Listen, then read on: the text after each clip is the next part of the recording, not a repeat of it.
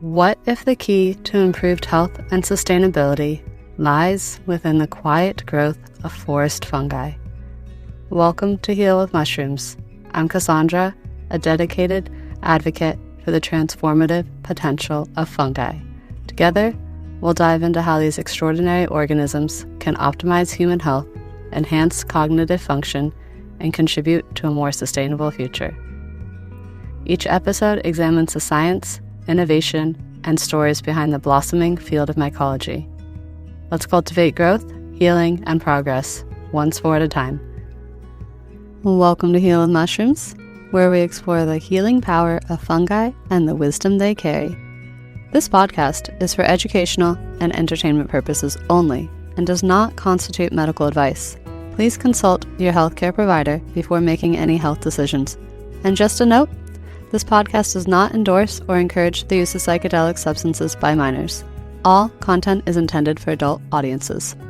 Today's guest is Jess Starwood. She is a visionary author and educator with a passion for integrative health and the power of healing of nature. Her work centers around edible and medicinal plants and fungi, blending scientific insight with immersive, multisensory teaching experiences. She is the author and photographer behind Mushroom Wanderland, a forager's guide to finding, identifying, and using more than 25 wild fungi. A beautifully crafted guide for the nature lovers and wild food enthusiasts alike.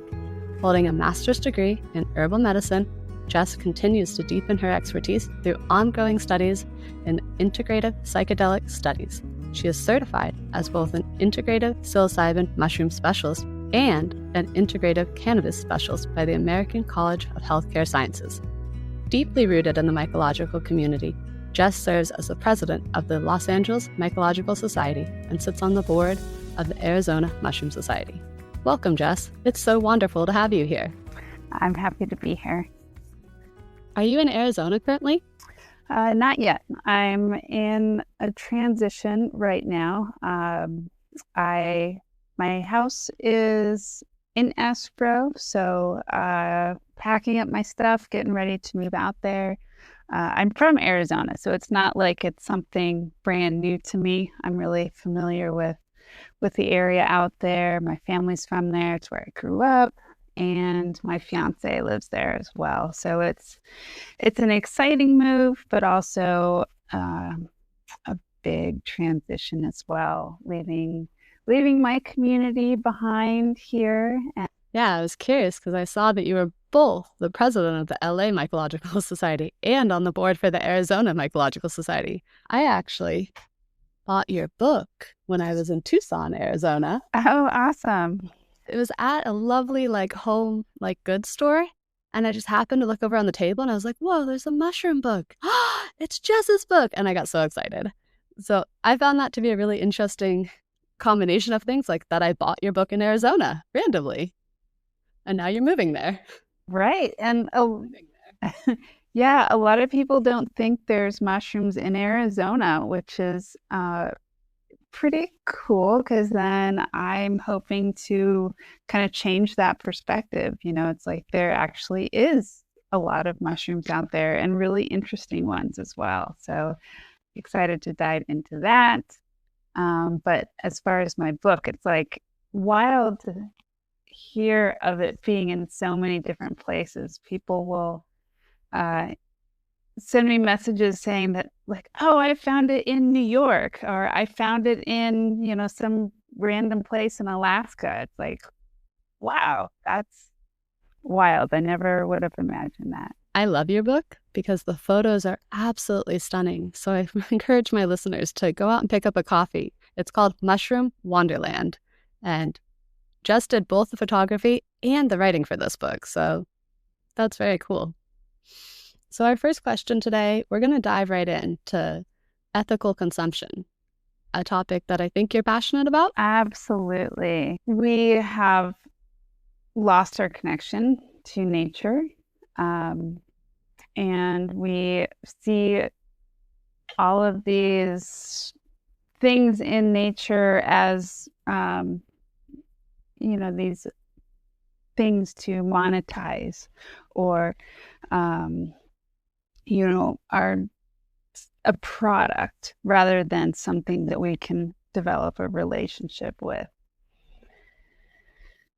And as a longtime forager, my impact on the environment makes a difference. And as the years go on, like, you are making an impact. And this is just as one person. And when compared to, big industries that are utilizing the land and its resources, like, it's exponential, the effects. So it's like, as a forager and working with wild mushrooms and wild herbs and plants, edible plants, it's like every time I go out, I'm having an impact. And so having an ethical perspective of, how that works really changes things.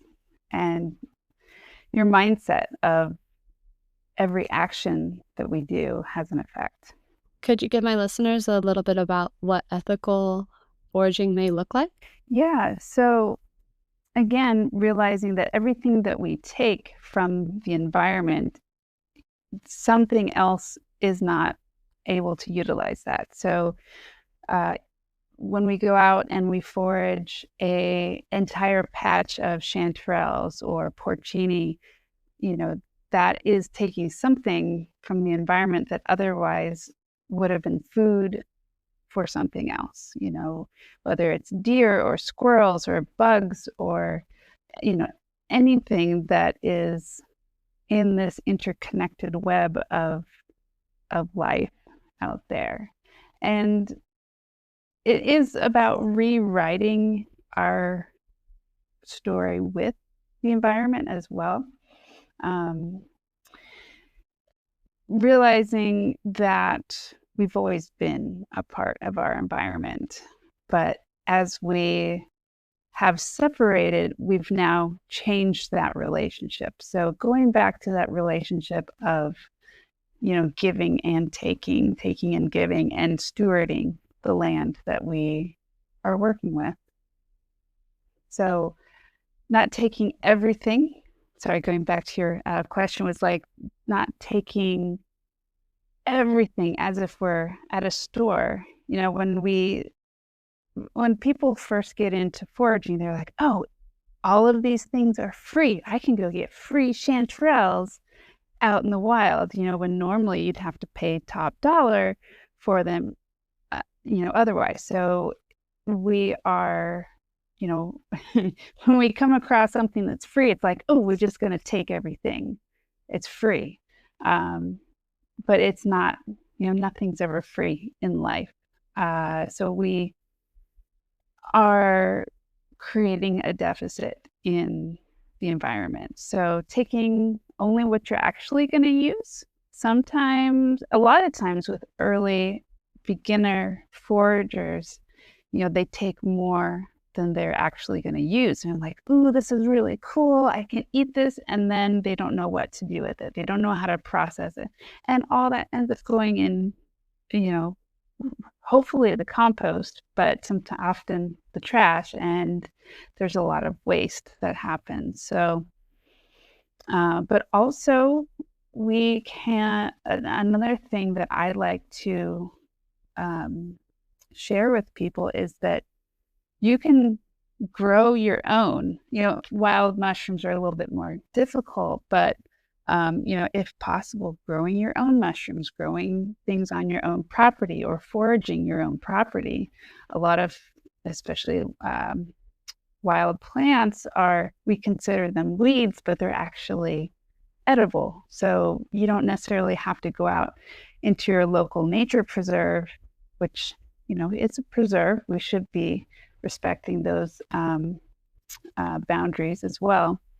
And yeah, there's so much right where you are. I mean, yes, when you're living in a very dense urban area, it might be a little bit more difficult, but yeah, that's kind of my thoughts on ethical forage.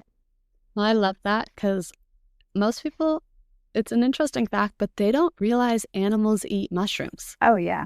when I tell people that, I get a confused look. And it's like, yes, the mushrooms are actually in the forest and in the environment because they do feed creatures and squirrels, deers, other mammals, insects. It's very common that they'll, have eaten a piece of the mushroom that you may see when you're out foraging. And that's a really good sign.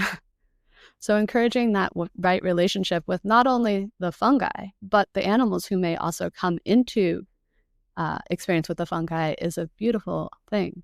I also follow the rule, like if you find a patch of something, herbal or fungal, at least leave 20 to 30%. And that leaves some for other animals, maybe other foragers who might come along. And it also just leaves the ecosystem with a little bit of its vibrancy, right? We don't want to take 100%, like Jess said. We don't want to just ravage and take it in a capitalistic way. We want to be in harmony with our environment. We want to see the environment thrive. And part of that is allowing mushrooms to release some of their spores so that they come back every year. Yes.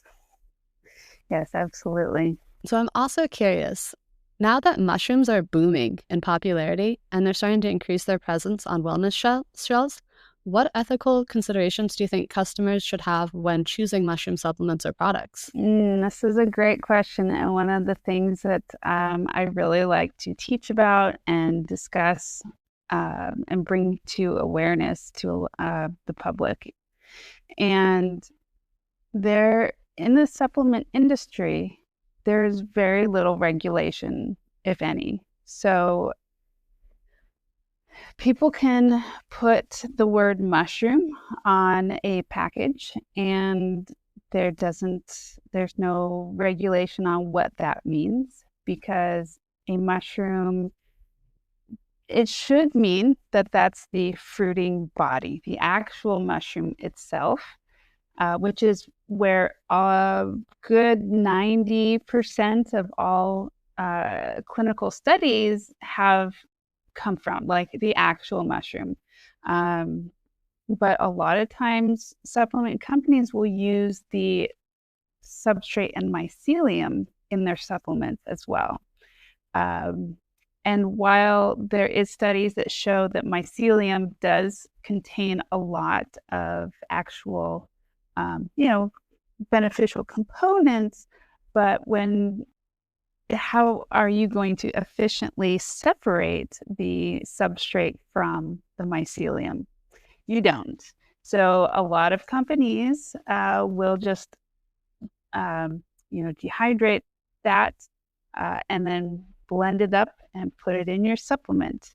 And so you don't really know what your potency is. You don't know how much substrate's in there, how much mycelium. So looking at actual supplements, you're going to want 100% fruiting body. And that is just the mushroom. You're getting a pure product. But there's no regulations over that. And the word mushroom can mean either one. And, people in the capitalistic society prefer to make more money than have always the best product. So I'm seeing so many things with mushroom on the label, and it's like, well, cool. I think it's great that people are utilizing mushrooms and seeing the potential, but just because it says mushroom on the label doesn't mean you're actually getting, what it is in there, or what, the actual mushroom itself and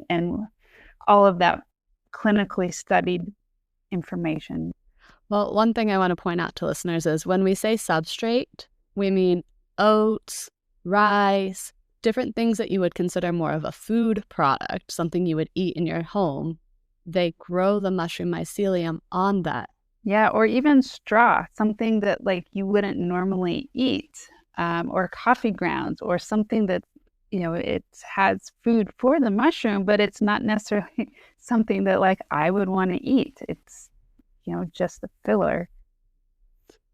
Yeah, so when you buy a mushroom supplement, look on the back. It will say usually the included mushrooms. Sometimes it'll tell you if it's fruiting body or mycelium. And then there's usually a little tiny part that'll say other ingredients. That's where you find out if they're adding in things like the substrate. That's where you'll see oats. Might even say myceliated oats to kind of trick you a little bit. Right. But don't be fooled. So yeah, highly encourage people, read your products in the wellness aisles. They are going to vary in potency. They're going to vary in effectiveness. Some may even have an additional benefit of being lab tested so that you know that they don't have anything in them that could be harmful to your system. And then another concern that people could look into if they choose is where the mushrooms were grown, for both sustainability and for economic impact of having locally done products. So there's a lot of scales that can be applied to the lens of mushroom supplements. Is there any companies or brands that you want to shout out? Anybody that you think's doing a good job? I do, actually. Although I don't know if this is considered a conflict of interest because I do work for them. But as a person in the mushroom community, I've been very selective on who I work with over the years. And for the most part, people come to me and are like, hey, represent our brand. And I'm like, no, I don't really feel so good about it because I feel like you've got a watered down product. It's not that effective. But I did accept one, working with one company. I do a lot of educational content for them, and they're called Feral Fungi. And they are an awesome product. They have a very unique extraction process called, they make spagyrics. So it's kind of an alchemical process that uses 100% fruiting body. They use mushrooms that are 100% locally grown. So you're not getting substrate coming in from other countries that may have been, that are, there's a lot of regulations about what you can and can't do. But with these, it's 100% organic, locally grown mushrooms. They also have a lot of unusual species that they use as well, that you don't find in the greater market, that are wildcrafted, ethically wildcrafted, and extremely potent. Those are the only mushroom supplements I personally use anymore. But yes, also I do work for them, but they did not pay me to say this. I just believe in them. I actually like that company. I can't remember the guy's name who does it, but I've seen some of his Alchemy presentations where he dives into the science of why he makes the spagyrics. And it is really cool. And I believe Jess is right. I haven't ever seen commercially available mushroom spagyrics from anyone else. And he's been doing this for at least a decade, I think, if not longer. He's been around. Yes. Yeah. His name is Jason Scott. Yes. And I actually met him at the Telluride Mushroom Festival in, I think it was 2016 or 2017. And we've been, casually friends ever since then, kind of watching. It's been so awesome watching the evolution of his company going from just kind of a, out in the back shed sort of thing to now they are this, big, there's like a big commercial building and like big extractors. And it's like, wow, this is really cool to be part of this evolution. So Telluride Mushroom Festival that Jess just mentioned, if you're mushroom obsessed, is the place to be. So just shout out to Telluride Mushroom Festival. And yeah, I've never had the honor of seeing any of his facilities, but I do know that his product is phenomenal and the website is really cool. Just FYI, guys, go check out his website. I love it. It's a great one. And he also does some educational stuff. So if you're interested in learning more about spagyrics and things like that, every once in a while he'll do a presentation or something that you can probably catch. So it's a great guy to learn from, great guy to know. you got into this originally, Jess, because you were an herbalist first. Is that correct? I was, yes. Growing up in Arizona, mushroom, or at least the desert, mushrooms just were not on my radar, but I loved plants and learning about what they can do for us. And then got into my master's program. I actually started out with food. Holistic nutrition was my topic of interest. And then as I started learning more about herbs, and I really wanted to dive deeper into those, and then it led me to mushrooms. And I was like, ooh, these are really cool things. They're so exotic. And I started reading about medicinal mushrooms. And I'm like, ooh, these sound, exotic and far away. And then I realized, wait a minute, there's actually mushrooms here in Southern California, and you can go out and find them, these same ones that I was researching about. And yeah, it went down. That was it. That was the hook. And here I am, like making my whole life about mushrooms. Can you tell us, what was the first mushroom you ever found in the wild? The first one that I found that I was planning to eat was an oyster mushroom. And it was the first one that I identified as like, oh, this is an oyster. I can eat this. And so I collected it. And I was a newly single mom at the time, and I didn't have my kids. And that night, I brought it home. I'm like, I'm all alone. What if I eat this mushroom and I die? Nobody would even know. I would just lay here, pass out, die from eating this wild mushroom. But I ate it. I was fine. And I have only been sick once from a mushroom. Well, oysters are delicious and relatively easy to identify. They only have a few lookalikes, but with a little bit of practice, you too can forage and identify oyster mushrooms. And with Jess's guide, you'd be way more further towards your goal. Right. Yeah. It's like everybody's first time, and all of that mushroom phobia kind of sets in, and like the back of your mind, like I've been conditioned culturally to fear mushrooms, and then so to come over that and you're like, all right, here it goes. And you went from that to then leading expeditions of taking people foraging. And if I remember correctly, you used to lead mushroom crafted dinners, very special culinary experiences. Yes. Do you want to share a little bit about maybe what you would serve at a dinner like that? Sure. Yeah. I was a hardcore vegan for a long time. And so always was looking for replacements for that centerpiece of the meal. And mushrooms became that piece. And so I was very interested in different textures, different flavors, and really accentuating what the mushroom could provide to a culinary experience. So really developing a cuisine or a culinary experience around that. And I got pretty out there with what I did with mushrooms. Very unusual and creative things that I was like, wow, how did I come up with that?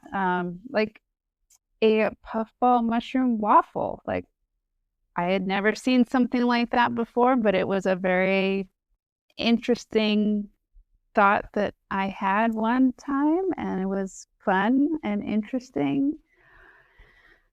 And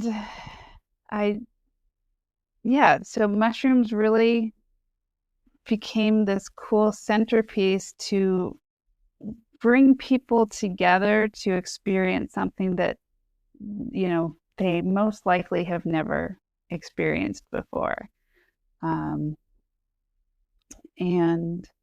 yeah, I feel like that was just really kind of the top level part of my career so far of creating these experiences. Will you be doing experiences like this in Arizona? Probably. I've taken about a year and a half off just to kind of recalibrate, recenter everything. I did honestly get burnt out. When you are the person that is foraging, processing, creating, serving, and like the entire experience is me. It can be pretty challenging, especially when you're living in Southern California and that is your income. And there's this pressure to, produce as much as you can to pay your bills because, we can't pay our bills with acorn or mushroom.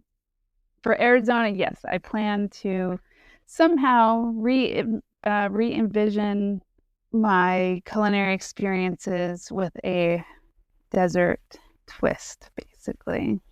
That's really exciting. I have one member of my local mycological society who also grew up in Arizona, and his fondest memories are foraging porcinis. So I guess porcinis actually grow really well in parts of Arizona, which was not something that I thought of until he explained to me that, yes, they do. And there are traditions of families going out and foraging them.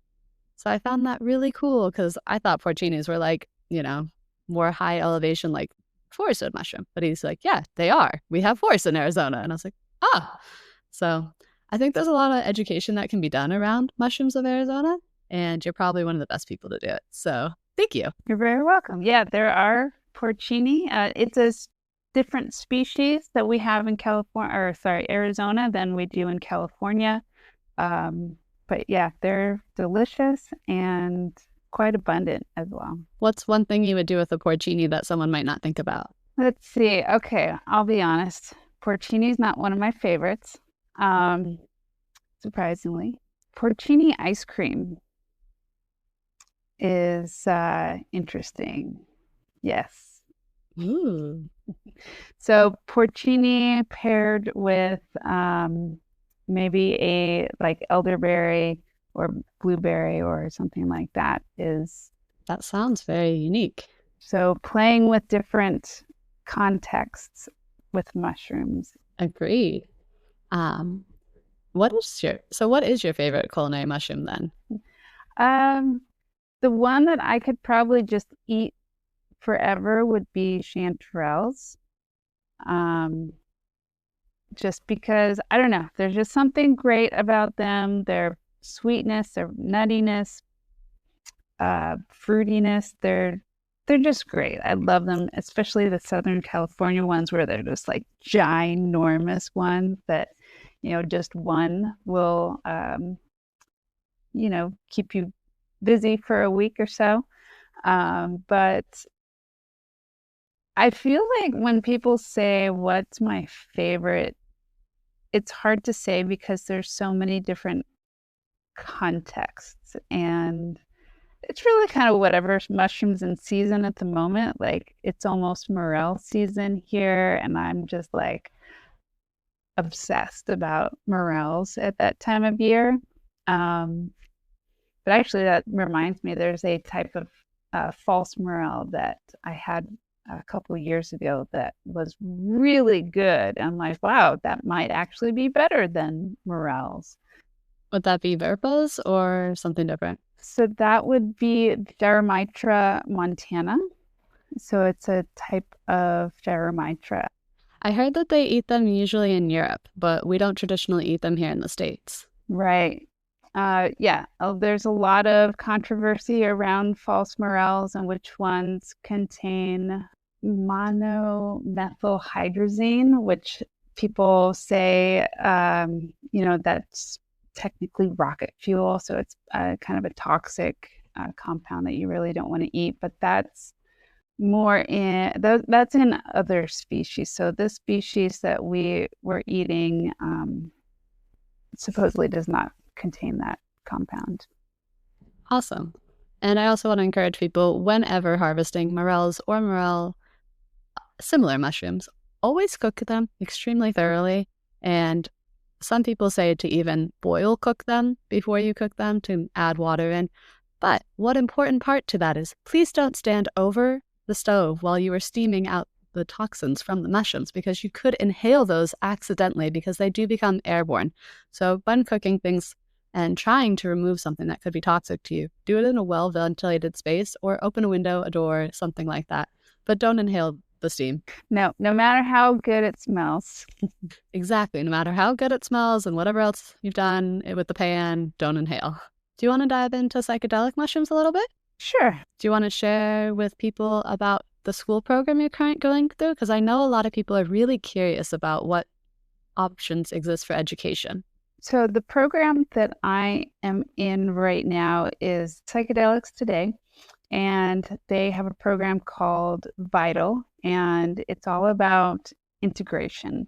And so it's I think it's a 12-month program, and it is a deep dive into, what to do with these experiences that we have, and how to sit with others, how to guide others, facilitate experiences, and then integration. So, yes, you can have a psychedelic experience, but what does that mean? How do you bring that into your life? And there's been plenty of times where, take a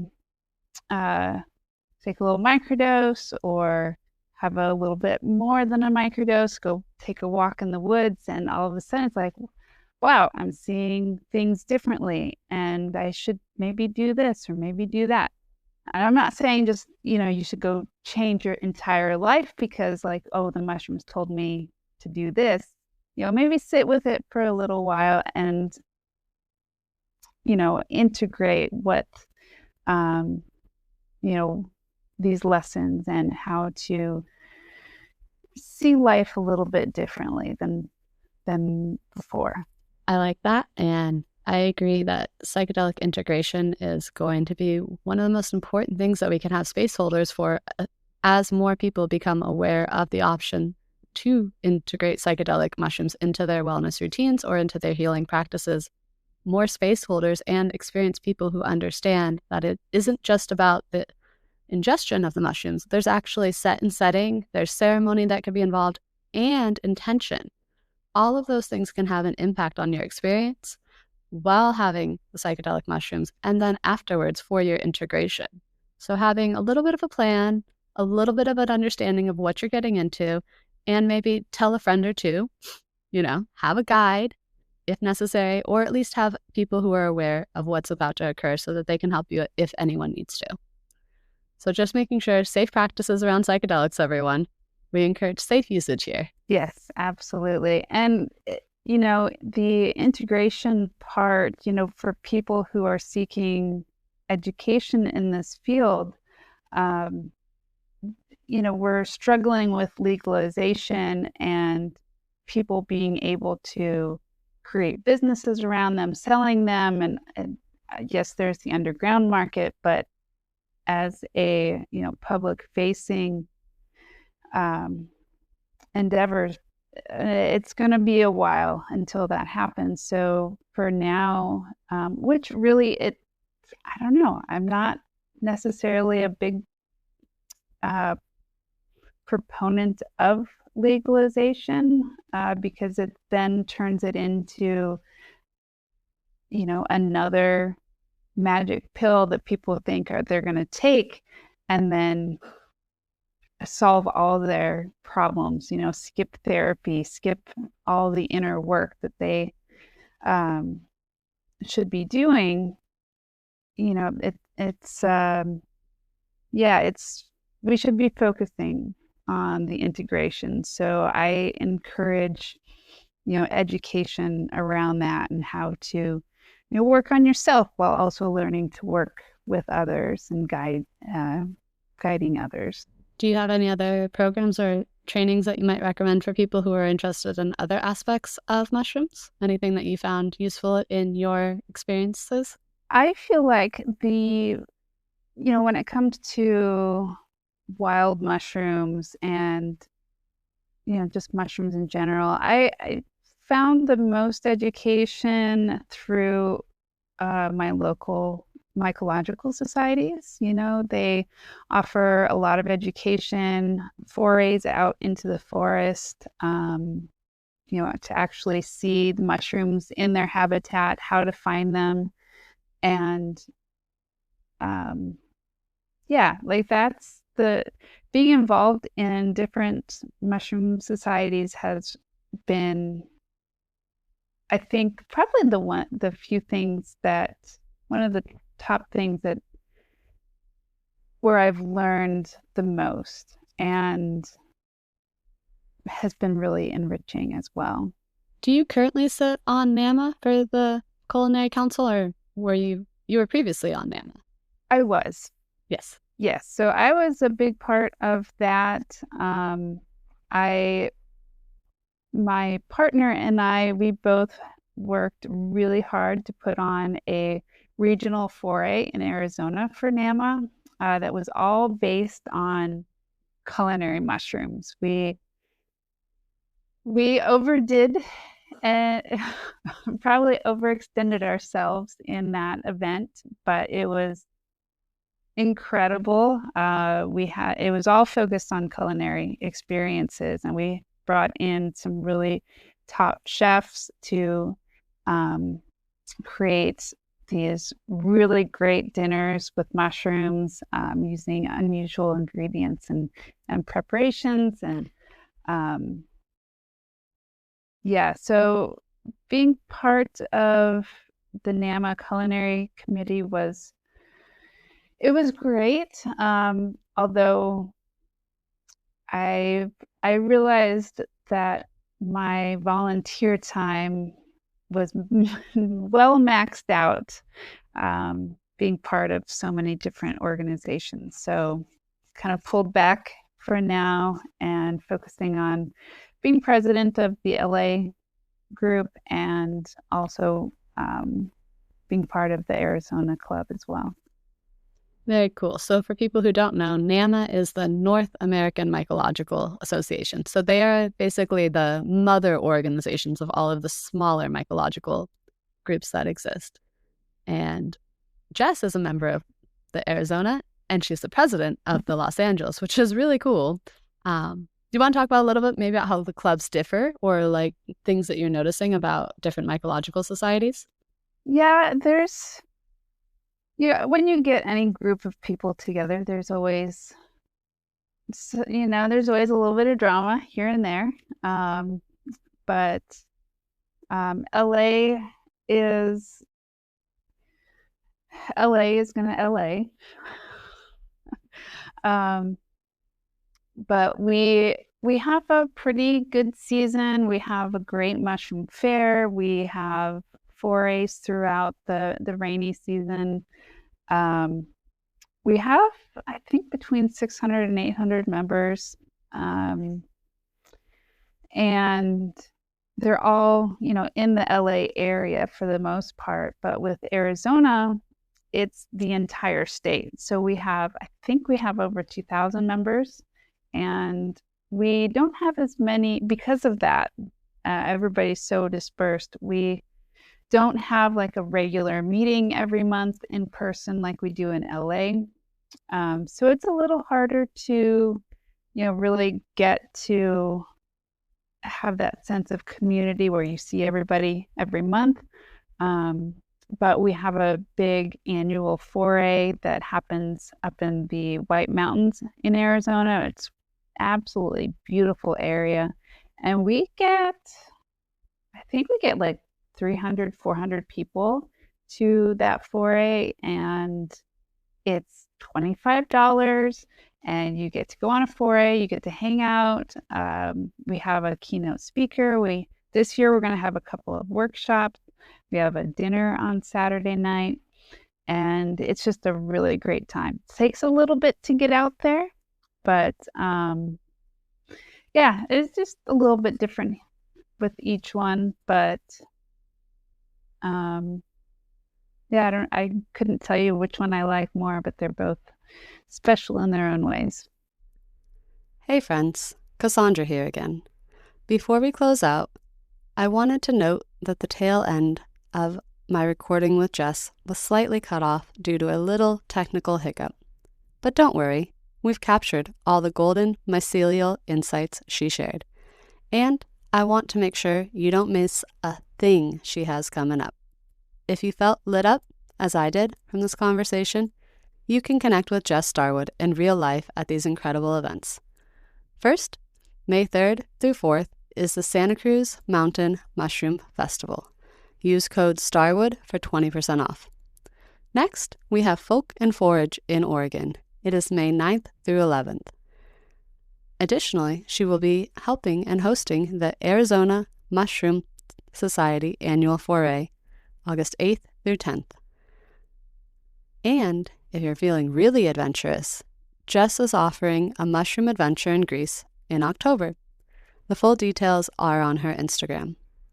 For more of Jess's work, visit jstarwood.com and follow her at Jess Starwood on Instagram.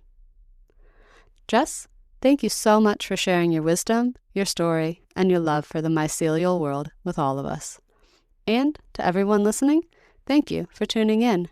Remember, mushrooms aren't just medicine, they're mirrors, connectors, and companions on this healing journey. Until next time, stay rooted, stay curious, and keep healing with mushrooms. Thank you for joining me on this journey through the magical world of mushrooms. Just like mycelium, we're all interconnected, and together we can heal ourselves, our community, and the planet. If today's episode sparks something in you, I'd love to hear about it. Tag me on Instagram at Heal with Mushrooms. Share your own mushroom stories or send me a message. I'd love to connect. If you enjoyed this episode, please take a moment to subscribe, leave a review, and share it with a friend who could use a little mushroom magic in their life. It truly helps this community grow. Until next time, keep foraging for wisdom, cooking up curiosity, and crafting your own elixirs of transformation. And remember, healing is happening one spore at a time. See you in the next episode. Bye.